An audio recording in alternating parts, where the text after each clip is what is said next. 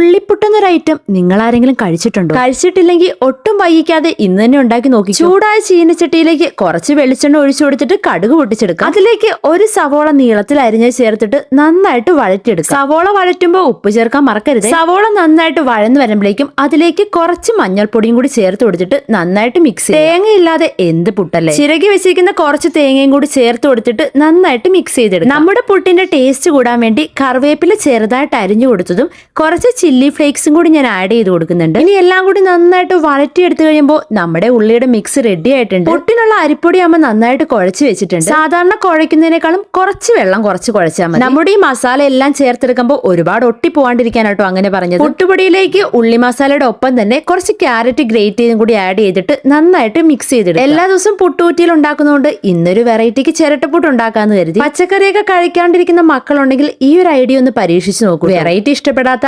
ആരാണല്ലേ ഉള്ളത്? ഇങ്ങനെ പുട്ടുണ്ടാക്കി കഴിഞ്ഞാൽ ഒരു വെടിക്ക് രണ്ട് പക്ഷി എന്നുള്ള പോലെ രണ്ടുണ്ട് കൂടെ. അപാര ടേസ്റ്റുമാണ്. പുട്ടിന് വേറെ കറി ഒന്നും വേണ്ടതാണ്. ഇന്നൊരു വെറൈറ്റി ആയിട്ടാണ് ആ ബ്രേക്ക്ഫാസ്റ്റിന് കുഞ്ഞ് എബൂട്ടിന് അടിക്കെ കൊണ്ടുവന്ന് കണ്ടപ്പോഴേ ചെക്കൻ ഹാപ്പിയായി. അവനെ പോലെ തന്നെ ഞങ്ങൾക്ക് എല്ലാവർക്കും ഇത് ഒരുപാട് ഇഷ്ടമായി. എന്നും നോർമൽ പുട്ടും ദോശയും ഇഡ്ഡലിയൊക്കെ കഴിക്കുമ്പോൾ അതിൽ നിന്നൊരു ചേഞ്ച് ആവുമല്ലോ. കുറച്ച് കഴിഞ്ഞപ്പോ എവാങ്കൂട്ടം വന്നപ്പോ അവനും കൊടുത്തു. ചെക്കനും ഭയങ്കരമായിട്ട് ഇഷ്ടം. പ്രത്യേകം ശ്രദ്ധിക്കേണ്ട ഒരു കാര്യം, നല്ല ചൂടോടെ തന്നെ കഴിച്ചാലേ നമുക്ക് ആ ടേസ്റ്റ് കിട്ടും. ഇനിയും ഇതുപോലത്തെ നല്ല റെസിപ്പീസ് ആയിട്ട് കാണുന്നത് വരെ ടാറ്റാ.